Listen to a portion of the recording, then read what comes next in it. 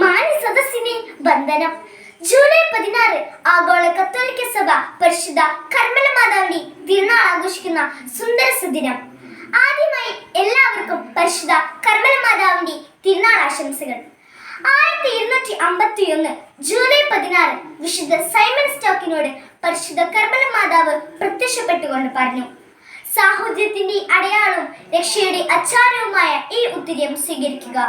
ഇത് ധരിച്ചു മരിക്കുന്നവർ ഒരിക്കലും നശിക്കുകയില്ല. ഇന്ന് ഏറെ പ്രാധാന്യമുള്ള കാര്യമാണ് നൂറ്റാണ്ടുകൾക്ക് മുന്നേ പരിശുദ്ധ കർമ്മല മാതാവ് വിശുദ്ധ സൈമൺ സ്റ്റോക്കിനോട് പറഞ്ഞത്.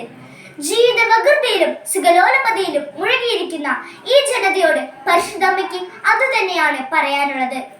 നിത്യതയിലേക്കുള്ള യാത്രയിൽ പാതയമായ വിശുദ്ധ കുർബാനയും ആത്മീയ പോഷണത്തിന് ദൈവവചനവും സാത്താനെ തോൽപ്പിക്കാൻ ജപമാലയും ആവശ്യമായതുപോലെ നിത്യത പുൽകുവാൻ ഉത്തിരിയം ആവശ്യമാണ്. 1322 വിശുദ്ധ യോഹന്നാൻ മാർപ്പാപ്പയോട് പരിശുദ്ധ കർമ്മല മാതാവ് മറ്റൊരു വാഗ്ദാനം കൂടി നൽകി.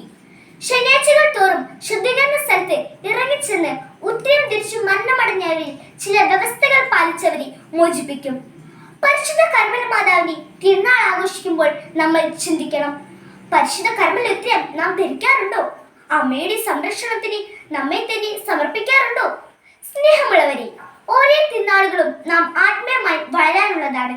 വിശ്വാസത്തെ ഊതിക്കെടുത്തി ശാസ്ത്രത്തിനും മറ്റു പ്രത്യേക ശാസ്ത്രങ്ങളിൽ പുറകെ പോകുന്ന മനുഷ്യ മനസ്സുകളെ ഒന്ന് കേൾക്കൂ.